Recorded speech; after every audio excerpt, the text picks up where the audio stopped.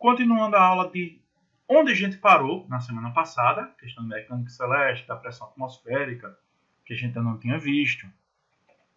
A gente começa com a atração gravitacional.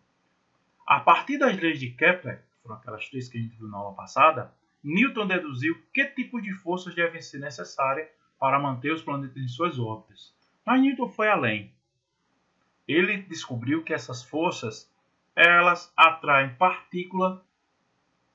uma partícula a outra. Então, se eu tiver um átomo, se eu tiver dois átomos, vai existir essa força que é chamada de força de atração gravitacional. É uma força que é um pouco meio estranho isso que eu vou falar, mas para que vocês entendam, compreendam melhor, vou falar dessa forma. É uma força que é um pouco fraca. Como assim, professor, um pouco fraca? Pegue uma caneta, pegue um controle remoto, pegue qualquer coisa. O que você estiver segurando na sua mão, certo? Estou segurando aqui uma caneta, por exemplo. Isso quer dizer que a Terra está puxando a caneta para baixo. E você está conseguindo conter esta força, está conseguindo anular essa força. A Terra está puxando a caneta para baixo e você está ganhando da Terra. Para você ver, o planeta Terra está puxando o lado para baixo. Então, é uma força que não tem muita intensidade. Para que haja intensidade, e aí por isso que eu coloquei a fórmula aqui para análise, a gente não vai trabalhar com fórmula, só no ensino médio é que vocês vão trabalhar melhor com essa fórmula, mas para contextualizar, para que você entenda melhor. Então, a força gravitacional, ela depende de uma constante gravitacional. Esse G aqui não é aquele G pequenininho, certo, gente? A aceleração da gravidade, que é a da Terra.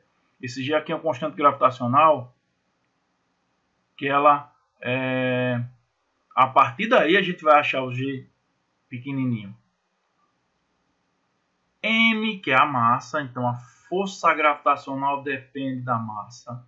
E depende muito, gente, a massa tem que ser muito alta. É por isso que quando você pegar aí 10 livros de estudo de atração gravitacional, vai aparecer os planetas, porque é no planeta que a gente vê a maior atração. E mesmo assim é irrisória, né? Como eu estou falando da questão da Terra puxando a caneta para baixo. E é inversamente proporcional à distância. O que quer dizer isso, professor? Inversamente proporcional. Quer dizer que quanto mais distante, menor fica a força de atração. Certo? É só você lembrar daquele namoro à distância que não dá em nada. E quanto mais distante, menor a atração. Mas é uma força considerável. Como, por exemplo, a Lua, ela tem interferência nas marés da Terra. Porque a Lua atrai a Terra e a Terra atrai a Lua. Lembram-se da terceira lei de Newton, ação e reação, aplicadas em corpos distintos, portanto não se anulam. E a força de atração que a Terra exerce sobre a Lua é exatamente igual a que a Lua exerce sobre a Terra. Então, a Lua, ela vai influenciar muitas coisas aqui na Terra, principalmente o movimento das marés. Uma outra coisa que a gente tem que aprender quando estuda esse tipo de atração é a questão dos satélites geoestacionários. Nós temos o satélite natural, que é a Lua, que eu já falei. Tem um satélite geoestacionário. O que é um satélite geoestacionário? É aquele que está parado no espaço? Não. É aquele que está em repouso com relação à Terra. Veja esse satélite aqui. Ó. Ele está mandando sinal para essa região aqui amarela. Certo? Ele vai girando. Mas só que a Terra vai girando também. Então ele continua mandando sinal aqui para a parte amarela. A Terra gira mais uma vez, mas ele vai girando junto com a Terra. Por isso que se diz geoestacionário. Certo? A órbita dele tem um período de 24 horas, ele vai acompanhando a rotação da Terra. Porque se a Terra fosse rodando e o satélite ficasse parado, certo? Em um ponto do espaço, ia ter hora, por exemplo, que a gente não ia captar nada, né? Não ia ter sinal de TV a cabo, por exemplo, não ia ter sinal de Sky, não ia ter sinal de telefonia de celular. Tudo que vem no espaço, tudo que dependesse do espaço, eu teria que esperar a Terra rodar de novo para poder atingir. Então, satélite geoestacionário, resumidamente, é aquele que acompanha a órbita terrestre.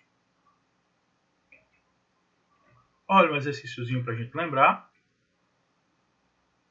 Aí são as marés, né? Tide, se eu não me engano, é maré em inglês. E tidal boost seria algo como, sei lá, protuberância das marés. Certo? Está mostrando aí o que acompanha a Lua. Tá, vamos lá. A Lua exerce uma força de atração à Terra exerce uma força de atração sobre a Lua. E a Lua atrai a Terra, lógico, com uma intensidade igual, menor, maior ou nula. Gente, aí eu falei para vocês, a mesma força que a Terra exerce sobre a Lua é a força que a Lua exerce sobre a Terra. Igual. Essa aqui é a questão de você saber para que serve e onde atua a força gravitacional. A força de atração gravitacional é válida só para os pequenos corpos, só para os grandes corpos, só para o planeta, para todos os corpos. Então, como eu disse, é muito comum muita gente pensar que só atua nos planetas. Mas é errado. A força de atração gravitacional, Newton disse, embora a gente estude muito com os planetas, certo? Porque como ela depende da massa, precisa ter uma grande aglomeração de massa para que eu veja alguma coisa. Além de tudo, ela tem uma baixa intensidade. Eu só consigo ver com grandes massas. Porém, se eu tiver um lápis, uma caneta, gente, um lápis atraindo a caneta, seu corpo está atraindo o chão, certo? Seu corpo atrairia a força de atração gravitacional, ela atua se você tiver duas partículas. Teve duas partículas, uma vai atuar sobre a outra. Então a resposta correta é a letra D. A força de atração gravitacional é válida para todos os corpos. A atmosfera. Então, por conta dessa atração gravitacional, a Terra prende ao redor dela, e é um dos fatores que favorece a vida aqui na Terra, uma camada de gases. Essa camada de gases é chamada de atmosfera. Então veja aí, ó. É uma camada formada por gases, principalmente oxigênio e nitrogênio. O2 e N2 são os principais, embora essa fórmula varie conforme a região. Porque a gente tem, às vezes, regiões que produzem outros gases, temos a questão dos poluentes, né? A questão da atmosfera, a questão do CO2. Mas, basicamente, são esses dois aí. É uma mistura de nitrogênio com oxigênio. A gente pode dizer o ar. Uma mistura homogênea, né? Porque quando mistura você não sabe dizer onde é que tem nitrogênio e oxigênio. Que envolve toda a superfície terrestre responsável pela existência de vida no planeta. Né? Se não tiver oxigênio, a gente não vive. Então, aqui nós temos os nomes que também não interessam aqui para a gente, os nomes das camadas da atmosfera. Certo? Isso aí vocês vão ver em aula de geografia ou na parte de ciências mais simples. E o que é pressão atmosférica? Então, se a gente está imerso nesse ar, se a gente está dentro desse ar todo, essa camada de ar exerce uma pressão sobre a gente. O ar tem peso. E ele vai exercer uma pressão sobre tudo que está no planeta Terra. Tudo que está no planeta Terra sofre essa pressão do ar, certo? Que é em todas as direções, como a gente está vendo aí nessa figura. Ó, a pressão atmosférica atua em todos os sentidos, em todas as direções.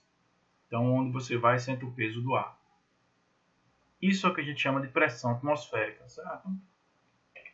E a pressão atmosférica, ela diminui com a altitude. Professor, eu ainda não entendi, eu não sei o que é altitude. Altitude é o seguinte, gente. Altura, certo? Quando você vai medir uma altura, você não mede com relação ao chão. Altitude é a mesma coisa, é quase a mesma coisa. Tem a questão do referencial. Altitude é altura, só que com relação ao nível do mar. Você tem que ver onde é que está o nível do mar e a partir daí mede a altitude. Então, digamos aqui ó, que essa cidade aqui de baixo está no nível do mar. Aqui tem praia, tem tudo no nível do mar. A partir daí, você vai medir na altura. Essa altura passa a ser chamada de altitude. Então, altitude, por exemplo, eu posso medir a partir daqui, professor, do meio da montanha? Não, você pode medir a altura. A altura dessa pessoa aqui, eu posso medir de onde ela está. A altura dela não vai mudar de altura, porque está em cima de uma montanha. Mas a altitude é sempre com relação ao nível do mar. Existem cidades que estão acima do nível do mar, como algumas cidades aqui na América Latina e na América do Sul. Por exemplo, alguns locais do México, da Colômbia, do Peru e por aí vai.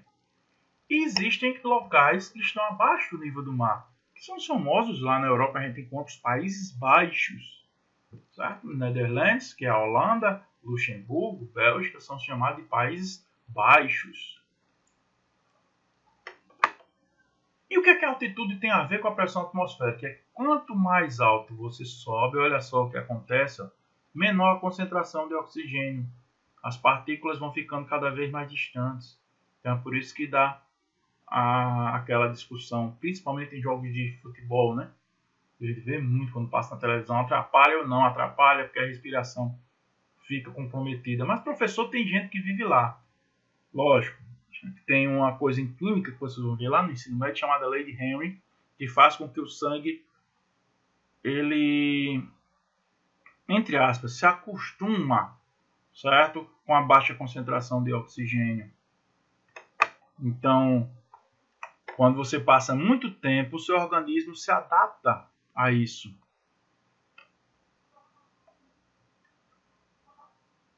Mas a pessoa que chega nos primeiros momentos, ela sente dificuldade realmente. Então tem aí, ó, várias coisas a respeito de altitude. A gente, como eu disse, a gente vê muito quando joga futebol. Então, a análise altitude pesou, olha aqui a altitude, ó. Sempre falando de altitude, né? Flamengo vence na altitude, Brasil sente altitude. Toda vez que a seleção ou algum time do Brasil for jogar no Peru, for jogar na Colômbia, for jogar em algum lugar de México, você vai ver falando sobre altitude, né? Na Venezuela. Aqui só lembrando, né? Não sei se hoje tem, mas algum dia vai ter gol do Gabigol. Para um exercíciozinho sobre isso, para a gente já encerrando.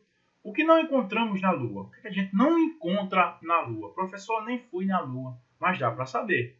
Certo? Em julho de 69, o homem pisou na Lua pela primeira vez. Tem gente que não acredita até hoje. Mas, por favor, isso aí você pode até contestar, que tem coisas, dados científicos, certo? Que tentam mostrar que sim ou que não. Certo? Há toda uma conspiração. Tem a questão da Guerra Fria, estudem sobre isso. Porém, não me venham com história de terra plana, viu, gente? Vocês estão aí concluindo o ensino médio. Não apareça aqui com o negócio de terra plana, que eu devolvo o diploma. Vamos olhar. O que não encontramos na Lua? Gravidade. Na Lua tem. Baixíssima. Mas tem gravidade. Luz.